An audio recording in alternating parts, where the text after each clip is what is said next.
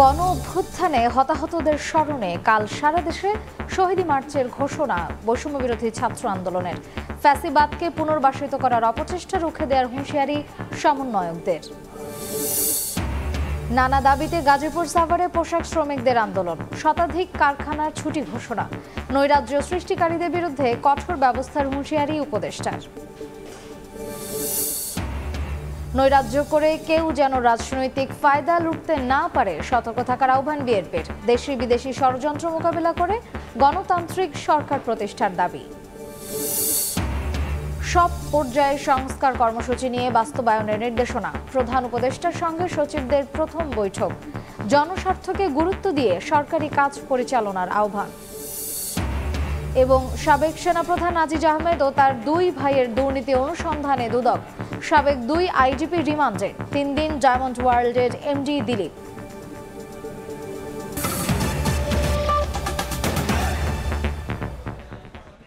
সময় সংবাদের সঙ্গে আছি আমি মার্জিয়া শ্রেয়া। ছাত্র জনতার আন্দোলনে আহত ও নিহতদের স্মরণে আগামীকাল দেশব্যাপী শহীদী মার্চের ডাক দিয়েছে বৈষম্য বিরোধী ছাত্র আন্দোলন। দুপুরে সংগঠনটির অন্যতম সমন্বয়ক সার্জিস আলম এ ঘোষণা দেন। এ সময় হুঁশিয়ারি উচ্চারণ করে সমন্বয়ক হাসনাত আবদুল্লাহ বলেন, কোনো গোষ্ঠী ফ্যাসিবাদকে পুনর্বাসিত করতে চাইলে ছাত্র জনতা আবারও তা রুখে দেবে। শুধু বাংলাদেশ নয়, বিশ্ব ইতিহাসে বিরল এক দৃষ্টান্ত স্থাপন করেছে দেশের সাম্প্রতিক ছাত্র জনতার আন্দোলন। শুরুটা খুব বেশি কিছু কিংবা বড় কোনো দাবি নিয়ে না হলেও এর অর্জন নেহাত কম কিছু নয়। গণ অভ্যুত্থানের মাধ্যমে স্বৈরাচারী আওয়ামী লীগ সরকার উৎখাত, এরপর দেশ সংস্কারের ডাক, সব মিলিয়ে নতুন এক বাংলাদেশ গড়ার স্বপ্নে বিফোর মানুষ।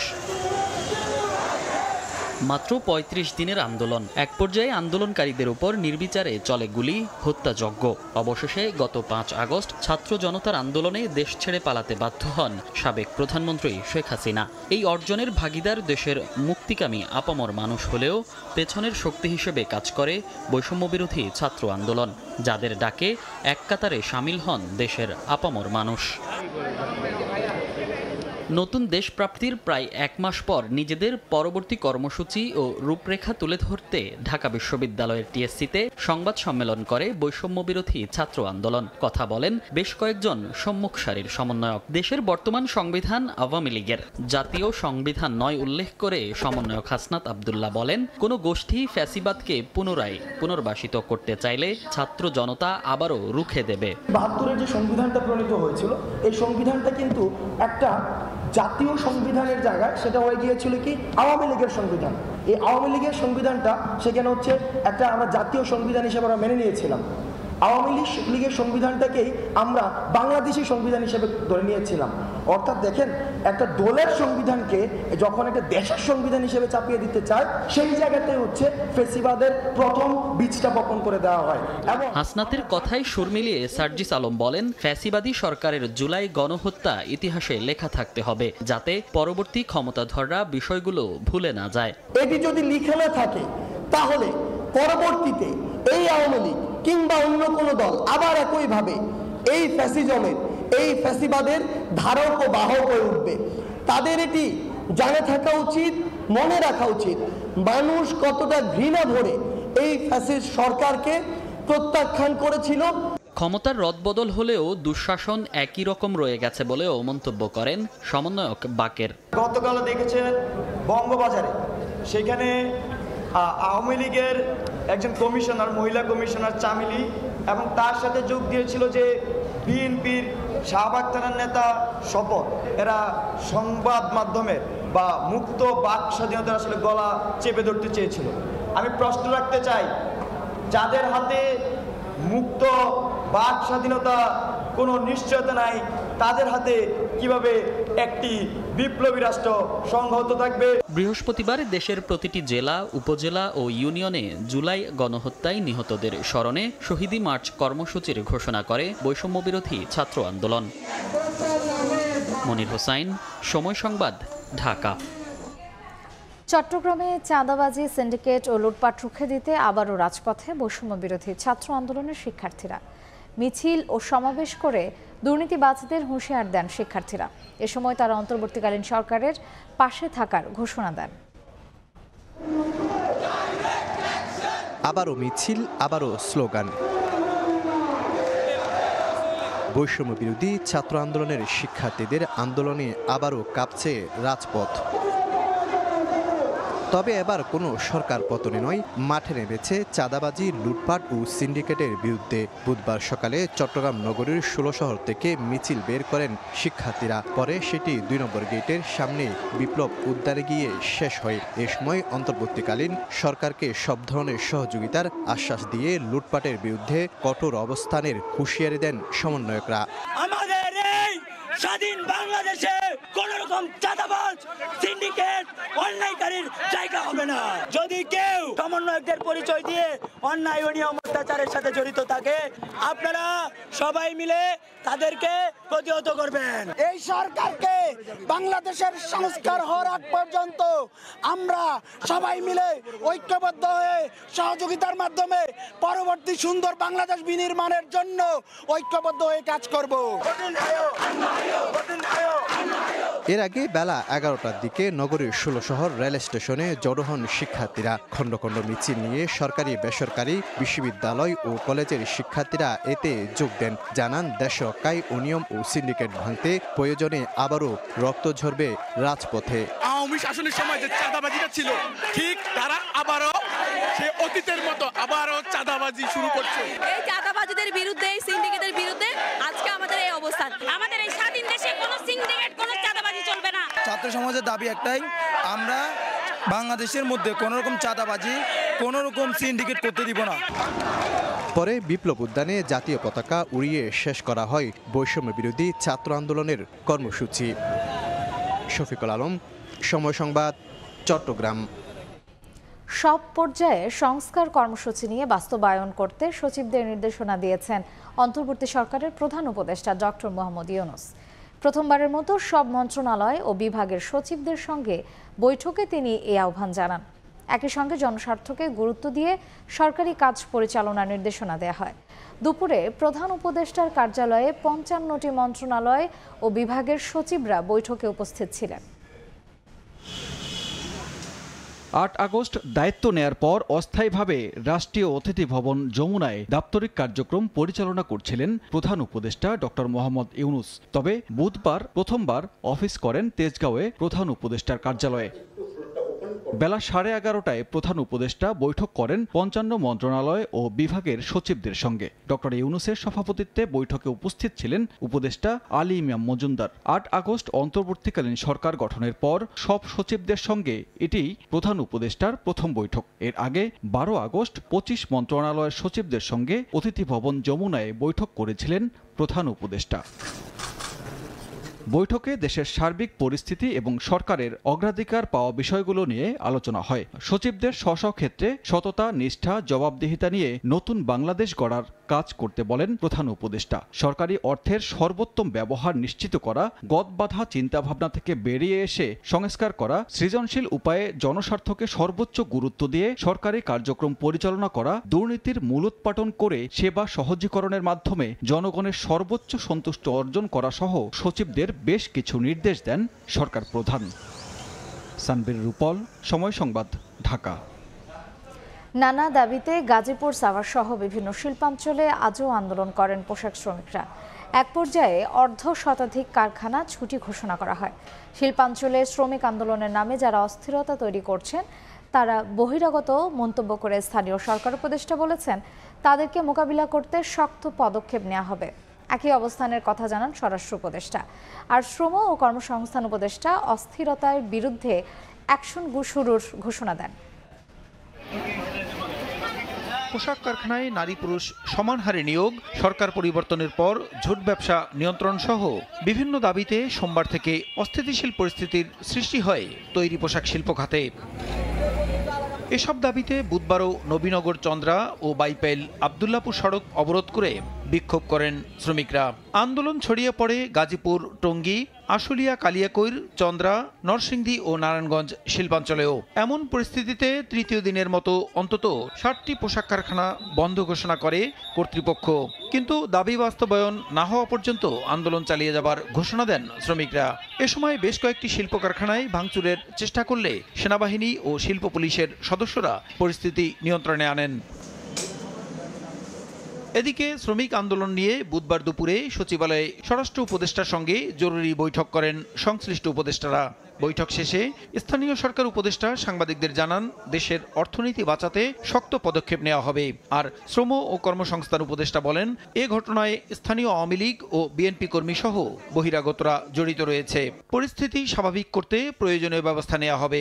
কোনো নির্দিষ্ট দাবি উঠে আসছে না, বহিরাগত লোকজনের আধিক্য দেখা যাচ্ছে। আওয়ামী লীগের লোকেরা যেই সিন্ডিকেটগুলো সামলাতো তারা তো সেগুলো ছেড়ে চলে গেছে। এখন যারা দখলের পায়তারা করছে এবং এসে সেখানে সন্ত্রাস করছে, তাদেরকে এবং যারা বহিরাগত আছে তাদের বিরুদ্ধে সরকার কঠোর ব্যবস্থা নেবে। এটা যদি নষ্ট হয়, বাংলাদেশে ফরেন কারেন্সি আর্নিং বন্ধ হয়ে যাবে, লোকাল ইন্ডাস্ট্রি নষ্ট হয়ে যাবে। ওদেরকে কিভাবে মোকাবিলা করা যায় এবং তার জন্য আমাদের একটু টাফ হতে হবে। এদিকে শিল্প এলাকায় অসন্তোষ বন্ধে সব পক্ষের সঙ্গে সংলাপ চলছে জানিয়ে পুলিশ মহাপরিদর্শক বলেছেন, অন্যায় কর্মকাণ্ডে জড়িতদের ছাড় দেয়া হবে না। যারা গার্মেন্টস মালিক, যারা প্রতিষ্ঠান খুলতে চায়, যারা আমাদের সহায়তা চায়, আমরা সকলকে কিন্তু সেই ধরনের সহায়তা দিচ্ছি। পাশাপাশি আমরা যারা অন্যায় কর্মে আছে বা যারা এরকম বিভিন্ন রকমভাবে একটা অস্থিরতা তৈরি করতে চায়, তাদেরকে কিন্তু আমরা ছাড় দেওয়ার সুযোগ নাই। গাজীপুরে শ্রমিক অসন্তোষকে কেন্দ্র করে চলমান অস্থিরতা ঠেকাতে কঠোর পদক্ষেপ নেওয়ার কথা জানিয়েছেন স্বরাষ্ট্র উপদেষ্টা। পুলিশের সার্বিক কার্যক্রম স্বাভাবিক হতে কিছুটা সময় লাগবে বলে আবারও জানান তিনি। পদক্ষেপ কঠোর না হবে, পুলিশের ইমেজ আস্তে আস্তে কিন্তু উন্নত হচ্ছে। এটা আমার কাছে এরকম কোনো কিছু নাই যে আমি একদিনে সব উন্নতি করে ফেলব। পোশাক খাতে অস্থিরতা বন্ধে শিল্প মালিক, শ্রমিক ও রাজনৈতিক দলের সঙ্গেও আলোচনার কথা জানান উপদেষ্টারা। প্রসূন আশিস, সময় সংবাদ, ঢাকা। এই মুহূর্তে গাজীপুরের জয়দেবপুরে আছেন রিপোর্টার রাজীবুল হাসান। পোশাক কারখানার সবশেষ পরিস্থিতি জানতে সরাসরি যাচ্ছি তার কাছে। রাজীব, শিল্প দূষিত গাজীপুরের যে উত্তেজনা সেটি আসলে কোনোভাবেই থামছে না। বিশেষ করে আজকের কথা যদি বলি, যে পোশাক কারখানার শ্রমিকরা সকালে কাজে যোগদান করেছিল বেশিরভাগ কারখানারই। তবে কাজে যোগদানের পর অর্থাৎ ঘণ্টাখানিক পর বিভিন্ন স্থান থেকে খবর আসতে থাকে যে শ্রমিকরা আন্দোলনে নেমেছে। কাজ বন্ধ করে তারা কেউ কেউ রাস্তায় নেমেছে। তাদের দাবি যে পোশাক কারখানাগুলোতে যে পরিমাণ নারী শ্রমিক নিয়োগ দেওয়া হয় তার সমপরিমাণ পুরুষ শ্রমিক কেন নিয়োগ দেওয়া হবে না। তাদের দাবি যে নারীদের তুলনায় আসলেই পুরুষ যারা শ্রমিক তাদেরকেও নিয়োগ দিতে হবে, এমন দাবি করেই তারা কিন্তু আন্দোলনে নামে এবং গাজীপুরের যে চান্দনা চৌরাস্তা এবং মাওনা ঢাকা ময়মনসিংহ মহাসড়ক অবরোধ করে সেইখানেও অবরোধ করেন তারা এবং আন্দোলন করতে থাকেন। তাদের যে দাবি এবং আরও কয়েকটি জায়গায় আমরা খবর পেয়েছি এবং দেখেছি যে তারা বকেয়া বেতন এবং ইনক্রিমেন্টের দাবিতেও আন্দোলনে নামে শ্রমিকরা। এরপর কিন্তু যেসব কারখানা আসলে সচল ছিল, যেসব কারখানার শ্রমিকরা বের হয়নি, সেই সকল কয়েকটি কারখানায় গিয়ে এই আন্দোলনরত শ্রমিকদের একাংশের কিছু লোক আসলে কিছুটা ভাঙচুর চালায়। এর পরিপ্রেক্ষিতে অর্থাৎ উদ্বুদ্ধ পরিস্থিতি মোকাবেলা করতে গিয়ে কারখানা কর্তৃপক্ষ কারখানা বন্ধ করে দেয় এবং তাদেরকে অর্থাৎ শ্রমিকদের তাৎক্ষণিক তাদেরকে এই কারখানা থেকে সরিয়ে দেওয়া হয়। তারা যে যার মতো করে বাসায় চলে যায়। অর্থাৎ বলাই চলে যে উৎপাদন, সেই উৎপাদনের আজকের কিছুটা ধাক্কা খেয়েছে। এর কারণ হচ্ছে যে স্বাভাবিকভাবে কার্যক্রমটি চলছিল সেখানে কিন্তু বড় ধরনের একটি ধাক্কা খেয়েছে। যে দাবিগুলো বলছিলাম, এই দাবিতে তারা কিন্তু একটি দুইটি স্থানে নয়, বেশ কয়েকটি স্থানে তারা রাস্তায় নেমেছে, আন্দোলন করেছে। পরবর্তীতে অবশ্য আইন শৃঙ্খলা পরিস্থিতি আসলে স্বাভাবিক করার জন্য শিল্প পুলিশ থেকে শুরু করে আসলে যৌথ বাহিনীর সদস্যরাও বিভিন্ন জায়গায় কাজ করেছে। এখন কিন্তু বলতে গেলে যে ঢাকা ময়মনসিংহ কিংবা গাজীপুর চৌরাস্তা এখন রাস্তা কোথাও অবরোধ নেই, তবে যে দাবিগুলো, এই দাবিতে আজকে কয়েকটি কারখানা ভাঙচুর করা হয়েছে। যদিও এই কারখানার উদ্বুদ্ধ পরিস্থিতি যখন উত্তেজনা ছড়ানোর চেষ্টা করা হচ্ছিল, তখন কিন্তু স্থানীয় বিএনপির যে নেতাকর্মীরা তারা বিভিন্ন কারখানার সামনে অবস্থান নিয়েছিল, যাতে করে এই কারখানাগুলো ভাঙচুর কিংবা অগ্নিসংযোগ না করা হয়, তার জন্যই কিন্তু তারা শান্তশিষ্টভাবে যাতে এই কারখানাগুলো চলে, সেই জন্য তারা তাদেরকে কাজ করতেও আমরা দেখেছি। মোটামুটি এই ছিল শিল্প অধ্যুষিত গাজীপুর থেকে আমার কাছে থাকা সবশেষ তথ্য। পোশাক শ্রমিকদের বিক্ষোভের সবশেষ জানতে সরাসরি ছিলাম গাজীপুরে। নৈরাজ্য করে কেউ যেন রাজনৈতিক ফায়দা লুটতে না পারে সে বিষয়ে সবাইকে সতর্ক থাকার আহ্বান জানিয়েছেন বিএনপি নেতারা। এ সময় দেশি বিদেশি ষড়যন্ত্র মোকাবিলা করে গণতান্ত্রিক সরকার প্রতিষ্ঠার দাবি জানান তারা। নয়াপল্টনে বিএনপির কেন্দ্রীয় কার্যালয়ে আলাদা অনুষ্ঠানে কথা বলেন বিএনপির সিনিয়র নেতারা। পুলিশের গুলিতে নিহত ছাত্রদল নেতা গোলাম রব্বানীর পরিবারের সঙ্গে দেখা করতে বুধবার শাহবাগে যান বিএনপির সিনিয়র যুগ্ম মহাসচিব অ্যাডভোকেট রুহুল কবির রিজভী। রব্বানীর পরিবারকে বিএনপির পক্ষ থেকে আর্থিক অনুদান তুলে দেন তিনি। এ সময় রুহুল কবির রিজভী বলেন, হত্যাকারীদের কোনো ক্ষমা নেই। যারা দেশের মানুষের রক্তের উপর দাঁড়িয়ে উল্লাস করে তাদের বিচারের আওতায় আনার দাবিও জানান তিনি। নিজ দেশের আলোক পিয়াসী শিশুদের হত্যা এবং রক্ত দেখে যিনি আনন্দিত হন, সে কি কাঠগোড়ার কাছাকাছি আসবে না? তার কি বিচার হবে না? ট্রাইব্যুনাল তৈরি করে যারা দায়ী তাদেরকে সেইখানে বিচার করতে হবে। এর আগে নয়াপল্টনে বিএনপির কেন্দ্রীয় কার্যালয়ে ত্রাণ সংগ্রহ কর্মসূচিতে উপস্থিত হয়ে বিএনপির স্থায়ী কমিটির সদস্য ডাক্তার AJM জাহিদ হোসেন বলেন, স্বৈর শাসনের রোষানল থেকে জাতিকে মুক্ত করতে চাইলে অবৈধ নির্বাচন কমিশনকে বিদায় জানাতে হবে। কিন্তু এই নির্বাচন কমিশন আজ অবধি নির্লজ্জের মতো বসে আছে। আমি মনে করি যে এই নির্বাচন কমিশন জনগণের রোষ থেকে বাঁচার জন্য পদত্যাগ করে এই সরকারকে সুযোগ দেওয়া উচিত। নতুন নির্বাচন কমিশনের এই সমস্ত সুবিধাভোগীদেরকে ঝেঁটিয়ে বিদায় করা সরকারের দায়িত্ব। একই দিন শ্রমিক দলের এক জরুরি সভায় উপস্থিত হয়ে বিএনপির আরেক স্থায়ী কমিটির সদস্য নজরুল ইসলাম খান বলেন, আন্দোলনের নামে একটি মহল দেশে রাজনৈতিক অস্থিরতা তৈরির পায়তারা করছে। শিল্প কারখানাগুলোতে চলমান অস্থিরতা রাজনৈতিক ও দেশি বিদেশি ষড়যন্ত্রের অংশ বলেও দাবি করেন তিনি। কারা করতেছে নিশ্চয়ই আমাদের লোক, যারা করতেছে তাদেরকে প্রতিহত করা না গেলে শ্রমিকরা ক্ষতিগ্রস্ত হবে, শিল্প ক্ষতিগ্রস্ত হবে, দেশ ক্ষতিগ্রস্ত হবে। এই জন্য যে সব ষড়যন্ত্র, তাহলে কি তাদের এই ষড়যন্ত্র সফলতা দেওয়া যাবে? কোনো মতেই না। কাজে আমাদের চেষ্টা করতে হবে সকল ষড়যন্ত্র প্রতিরোধ করে আমরা দেশে শান্তি এবং শৃঙ্খলা বজায় রাখবো। গণতন্ত্র পুনঃপ্রতিষ্ঠায় দেশ বিরোধী সকল ষড়যন্ত্র মোকাবিলায় নেতাকর্মীদের পাশাপাশি সবাইকে সজাগ থাকার আহ্বান জানান বিএনপি নেতারা। এই নামে যারা বিশৃঙ্খলা সৃষ্টির চেষ্টা করতেছে তাদেরকে আমাদের প্রতিরোধ করতে হবে। দিন মোহাম্মদ সাব্বির, সময় সংবাদ, ঢাকা। ইরানের রাষ্ট্রদূত মানসুর জাভৌশির সাথে বৈঠক করেছেন গণ অধিকার পরিষদের নেতারা। সকালে রাজধানীর গুলশানে ইরান দূতাবাসে বৈঠকটি হয়। এ সময় জাতীয় ঐক্য সৃষ্টির আহ্বান জানিয়ে গণ অধিকার পরিষদের সভাপতি নুরুল হক নূর বলেন, আগামী 1 বছরের মধ্যে রাষ্ট্র সংস্কার সম্পন্ন করে নির্বাচনের আয়োজন করতে পারে সরকার। তবে আরও সময় প্রয়োজন হলে রাজনৈতিক দলগুলোর সঙ্গে আলোচনা সাপেক্ষে সেটি হতে পারে। এদিকে 5 আগস্টের পর বাংলাদেশের পরিবর্তনকে স্বাগত জানিয়ে সে অনুযায়ী কাজ করতে আগ্রহ প্রকাশ করেছে ইরান। তারা বাংলাদেশের এই অন্তর্বর্তীকালীন সরকারকে সব ধরনের সহযোগিতা করতে চায়। আমরা বাংলাদেশ এবং ইরানের সাথে সম্পর্ক নিয়ে আলোচনা করেছি। ইরানের সাথে আমাদের খুব বেশি বাণিজ্যিক সম্পর্ক বা অগ্রগতি নাই, সেই ক্ষেত্রে তারা বেশ কিছু জায়গায় কাজ করতে আগ্রহী। তারা বলেছে যে বাংলাদেশের নতুন জেনারেশনের সাথে তারা নতুনভাবে সম্পর্ককে এগিয়ে নিতে চায় এবং সেই সম্পর্ক অবশ্যই দ্বিপাক্ষিক স্বার্থ সংশ্লিষ্ট বিষয়ের ভিত্তিতে। সাবেক সেনাপ্রধান আজিজ আহমেদ ও তার 2 ভাইয়ের বিরুদ্ধে দুর্নীতি অনুসন্ধানের সিদ্ধান্ত নিয়েছে দুদক। প্রাথমিক অনুসন্ধানে আজিজ আহমেদ এবং তার 2 ভাই হারিস আহমেদ ও তোফায়েল আহমেদ জোসেফের বিরুদ্ধে ক্ষমতার অপব্যবহার, অবৈধ সম্পদ অর্জন, অর্থ পাচার ও ক্রয় বাণিজ্য সহ বিভিন্ন অনিয়ম সহ নানা অভিযোগের সত্যতা মিলেছে। এর আগে দুর্নীতির অভিযোগে গত 20 মে জেনারেল আজিজের ওপর নিষেধাজ্ঞা আরোপ করে যুক্তরাষ্ট্র। এরপরেই তার বিরুদ্ধে ওঠা অবৈধ সম্পদ অর্জনের অভিযোগের বিষয়ে অনুসন্ধানে নামে দুদক। পররাষ্ট্র মন্ত্রণালয়ের ৩৮ কর্মকর্তাকে দুদকের পাঠানো নোটিশ নিয়ে ভুল বোঝাবুঝির অবকাশ থাকতে পারে বলে জানিয়েছেন পররাষ্ট্র উপদেষ্টা তৌহিদ হোসেন।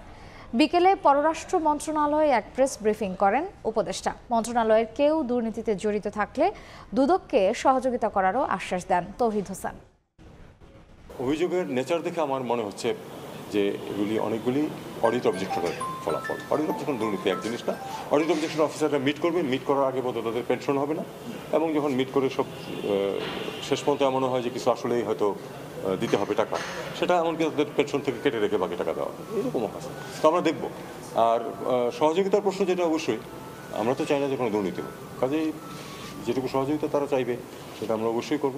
দেখতে হবে যেটা প্রকৃতই দুর্নীতি হয়েছে কিনা, সেটা আমাদের দৃষ্টিতে। এদিকে মেহেরপুরে জমা পড়েছে লাইসেন্স করা ৭৩টি অস্ত্র। এর মধ্যে আওয়ামী লীগ, বিএনপি নেতা ছাড়াও বিভিন্ন শ্রেণী পেশার মানুষ তাদের অস্ত্র জমা দিয়েছেন। গত মধ্যরাত পর্যন্ত সদর থানাসহ ৩টি থানায় জমা পড়ে অস্ত্র ও লাইসেন্সগুলো। পুলিশ জানায় ২০০৯ সালের ৬ জানুয়ারি থেকে ৫ আগস্ট পর্যন্ত ৯৩টি অস্ত্রের লাইসেন্স গ্রহণ করেন বিভিন্ন শ্রেণী পেশার মানুষ। সরকারি আদেশে এসব অস্ত্র ও লাইসেন্স জব্দ করা হয়। বাকি ২০টি অস্ত্র সামরিক, অসামরিক কর্মকর্তা ও বিভিন্ন আর্থিক প্রতিষ্ঠানের অধীনে রয়েছে। চিকিৎসকদের অভ্যন্তরীণ দ্বন্দ্বে খুলনা মেডিকেল কলেজ হাসপাতালে ব্যাহত হচ্ছে চিকিৎসা সেবা। বন্ধ রয়েছে অধিকাংশ বহির্বিভাগের চিকিৎসা কার্যক্রম।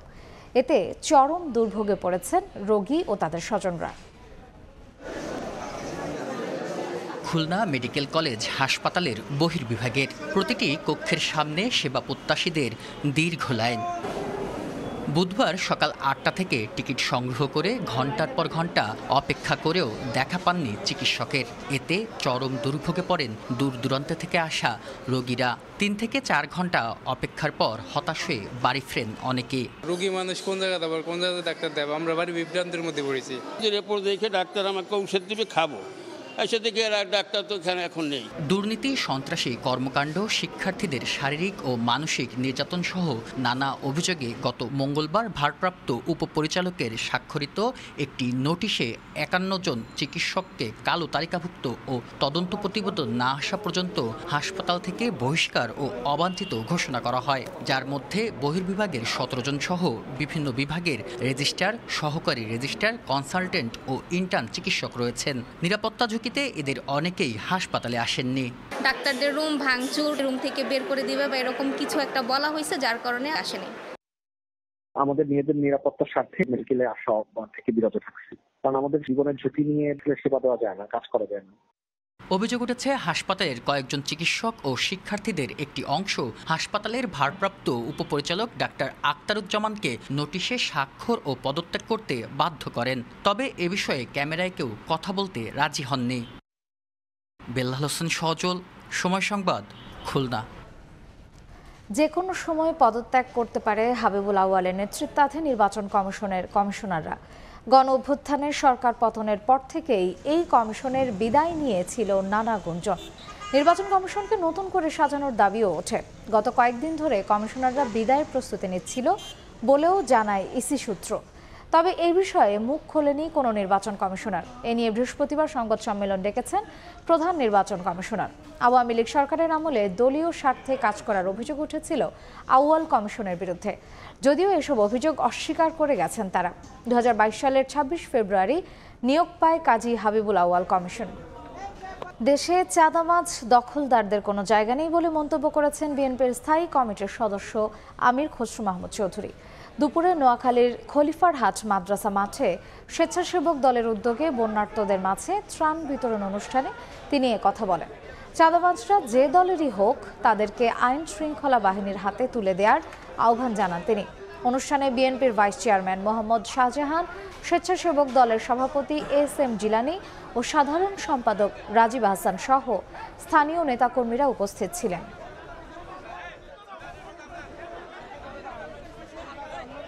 নতুন বাংলাদেশ, শান্তির বাংলাদেশ। টাকা পয়সা দুর্নীতিবাজদের এই দেশে কোনো জায়গা নাই, চাঁদাবাজদের জায়গা নাই, দখলদারদের জায়গা নাই, অস্ত্রবাজদের জায়গা নাই। যারাই এই সমস্ত কাজে লিপ্ত থাকবে, চাঁদাবাজি, মাস্তানি, দখলবাজি, যারাই থাকবে, সে যে দলেরই হোক, যেই দলেরই হোক তাদেরকে বাধা দিতে হবে, তাদেরকে আইনের হাতে তুলে দেবেন আপনারা।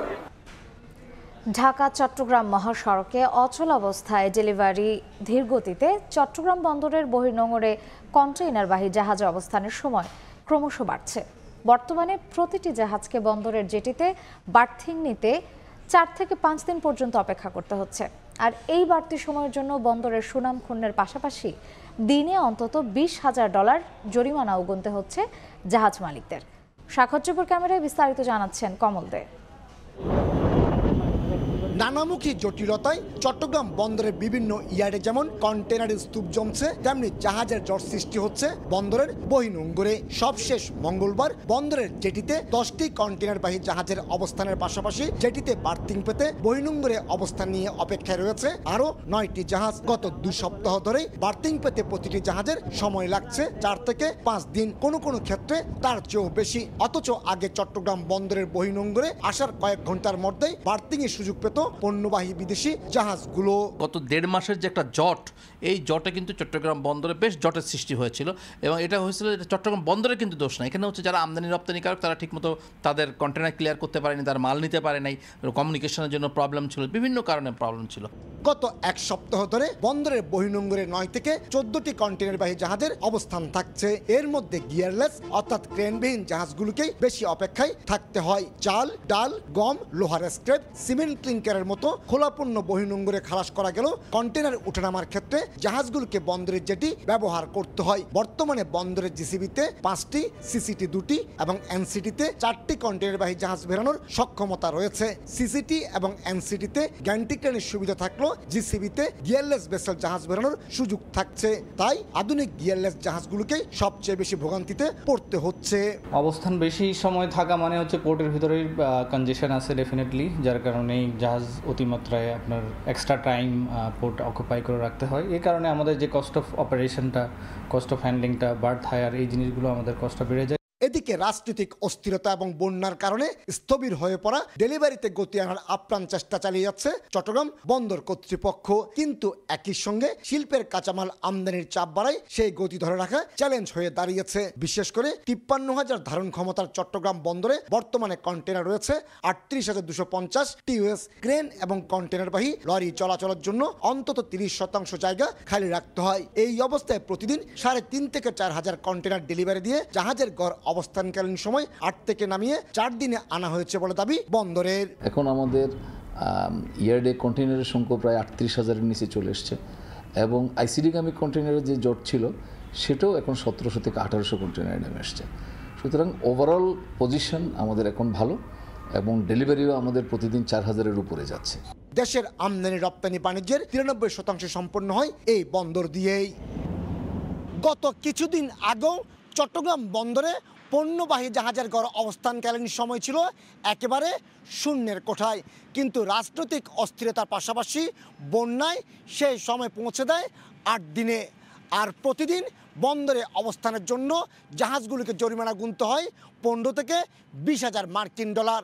বিপুল এই জরিমানার অর্থ একেবারে ভোক্তা পর্যায়ে পড়ে, এমনটি বলছেন বন্দর ব্যবহারকারীরা। চট্টগ্রাম বন্দর থেকে কমল দে, সময় সংবাদ। দেশের তাপমাত্রা বেশি থাকায় এবার ডেঙ্গু বাড়ার আশঙ্কা নেই। সকালে নগর ভবনে মশা নিয়ন্ত্রণ কাজ তদারকি ও গণমাধ্যমের সঙ্গে মতবিনিময় করেন ঢাকা দক্ষিণ সিটি কর্পোরেশনের প্রশাসক ডক্টর মোহাম্মদ শের আলী। ডেঙ্গু বিস্তার রোধে ওয়ার্ড ভিত্তিক নিয়মিত এবং বিশেষ কার্যক্রম চালানো হবে বলেও জানান তিনি। ডেঙ্গু মশা অর্থাৎ এডিস মশা যদি তাপমাত্রা 35-এর উপরে থাকে তাহলে মশাগুলো সার্ভাইভ করতে পারে না। তো এই বছর এই পরিবেশটা আমাদের অনুকূলে গেছে, যদি তাপমাত্রার কারণে আমরা ক্ষতিগ্রস্ত হয়েছি, যার ফলে মশার ডেনসিটিটা অনেকটাই কমে গিয়েছে। তো আমরা অত্যন্ত আশাবাদী আল্লাহর ইচ্ছায় এই বছর কোনো সমস্যা হবে না। আমাদের স্বাভাবিক কার্যক্রম আছে এবং কোনো প্রকার সমস্যা হলে তাৎক্ষণিকভাবে আমরা রেসপন্স করি। এফবিসিসিআই এর বর্তমান পরিচালনা পর্ষদের পদত্যাগের দাবিতে অবস্থান কর্মসূচি পালন করেছেন সংগঠনটির সাধারণ পর্ষদের সদস্যরা। 16 বছরে এফবিসিসিআইকে আওয়ামী লীগ রাজনৈতিক কার্যালয়ে পরিণত করেছে অভিযোগ তুলে অন্তর্বর্তীকালীন প্রশাসক নিয়োগের দাবি জানান তারা। বলেন, 23 জুলাই এফবিসিসিআই এর পক্ষ থেকে যারা শেখ হাসিনার সরকারের ছাত্র হত্যা সমর্থন জানিয়েছেন তারা ব্যবসায়ীদের প্রতিনিধিত্ব করে না। যদি স্বেচ্ছায় বর্তমান পর্ষদ পদত্যাগ না করে তাহলে কমপ্লিট শাটডাউনের হুঁশিয়ারি দেন সাধারণ পর্ষদের সদস্যরা।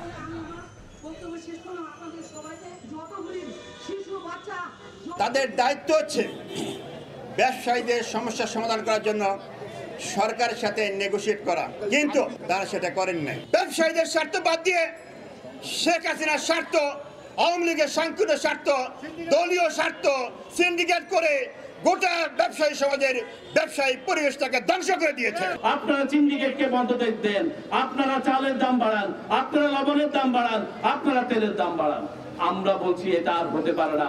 আমরা আহ্বান জানাচ্ছি এই পরিষদকে অবিলম্বে পদত্যাগ করুন। পদত্যাগ করার সাথে সাথে আমাদের কার্যবিধি অনুসারে প্রশাসক নিয়োগ দেওয়া হবে। প্রশাসক নিয়োগের পর সংস্কার পর নির্বাচন হবে। নিত্যপণ্যের বাজারে কোনোভাবেই যেন স্বস্তি মিলছে না ক্রেতার। সপ্তাহ ব্যবধানে আবারও বেড়েছে মুরগির দাম। চড়া সবজি ও মাছের বাজারও, তবে কিছুটা কমেছে ইলিশের দর। এদিকে নিয়মিত অভিযানের অংশ হিসেবে রাজধানীর সবুজবাগে কারসাজি প্রমাণিত হওয়ায় 4 প্রতিষ্ঠানকে 1 লাখ টাকা জরিমানা করেছে ভোক্তা অধিকার সংরক্ষণ অধিদপ্তর।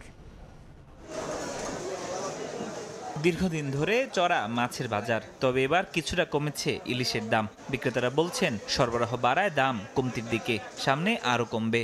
ইলিশ মাছের দামটা 100-200 টাকা করে কমছে, আর রুই মাছ এগুলো আগের মতো হয়। ইলিশ মাছের চাঁদপুরে আমদানি বেশি, এগুলো আমরা বিক্রি করছি গত সপ্তাহে 1700-1800, আর এইবারকে বিক্রি করতেছি 1500-1600। তবে চড়া সবজির বাজার। বুধবার রাজধানীর কারওয়ান বাজার ঘুরে দেখা যায় যে কোনো সবজি কিনতে ভোক্তাকে গুনতে হচ্ছে অন্তত 60 থেকে 70 টাকা। বেগুন, টমেটো, গাজর কিংবা সিমের দাম আরও বেশি। বেড়েছে মুরগির দামও। কেজিতে 5 থেকে 10 টাকা বেড়ে ব্রয়লার 170 আর 20 টাকা বেড়ে সোনালী মুরগি বিক্রি হচ্ছে 260 টাকায়। জালি 50 থেকে 60 টাকা পিস, টমেটো 140 থেকে 150 টাকা কেজি, আর হলো গাজর আপনার 140 থেকে 150 টাকা কেজি। মনে হচ্ছে যে একটু বেশি, এখনো সেই আগের মতো কম নাই। কাঁচা বাজারে সবজি আছে 50-60 টাকার নিচে নাই, আর গাজরটা নিলাম, এই গাজরটা নিচে 150 টাকা কেজি গাজর। এদিকে বুধবার শিক্ষার্থীদের নিয়ে রাজধানীর সবুজবাগ এলাকায় অভিযান পরিচালনা করে ভোক্তা অধিকার সংরক্ষণ অধিদপ্তর। এ সময় নোংরা পরিবেশ, মেয়াদোত্তীর্ণ পণ্য প্রদর্শন ও পণ্যের গায়ে লেভেল না থাকার দায়ে 4টি প্রতিষ্ঠানকে 1 লাখ টাকা জরিমানা করা হয়। মিষ্টি এবং দই বিক্রির জন্য সংরক্ষণ করা রয়েছে, সেগুলো উৎপাদনের তারিখ নিয়ে আমাদের কনফিউশন ছিল, কোনো স্পেসিফিক তথ্য তারা দেখাতে পারছে না। এছাড়া একই সাথে কিছু কোল্ড ড্রিঙ্কস এবং জুস এগুলো মেয়াদোত্তীর্ণ পাওয়া গেল, বিস্কিট সেগুলো মেয়াদোত্তীর্ণ পাওয়া গেল।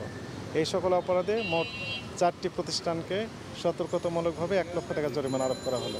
অভিযানে অংশ নেয়া শিক্ষার্থীরা বলছেন সঠিক পণ্য ক্রয় বিক্রয়ে ভোক্তা ও বিক্রেতা উভয় পক্ষকেই সচেতন হতে হবে। ফরহাদুর রহমান, সময় সংবাদ, ঢাকা। সময় সংবাদের শীর্ষ সংবাদগুলো জানিয়ে দিচ্ছি আরেকবার। গণ অভ্যুত্থানে হতাহতদের স্মরণে কাল সারা দেশে শহীদী মার্চের ঘোষণা। বৈষম্য বিরোধী ছাত্র আন্দোলনের ফ্যাসিবাদকে পুনর্বাসিত করার অপচেষ্টা রুখে দেওয়ার হুঁশিয়ারি সমন্বয়কদের। নানা দাবিতে গাজীপুর সাভারে পোশাক শ্রমিকদের আন্দোলন, শতাধিক কারখানা ছুটি ঘোষণা। নৈরাজ্য সৃষ্টিকারীদের বিরুদ্ধে কঠোর ব্যবস্থার হুঁশিয়ারি উপদেষ্টার। এবং নৈরাজ্য করে কেউ যেন রাজনৈতিক ফায়দা লুটতে না পারে, সতর্ক থাকার আহ্বান বিএনপির। দেশি বিদেশি ষড়যন্ত্র মোকাবিলা করে গণতান্ত্রিক সরকার প্রতিষ্ঠার দাবি।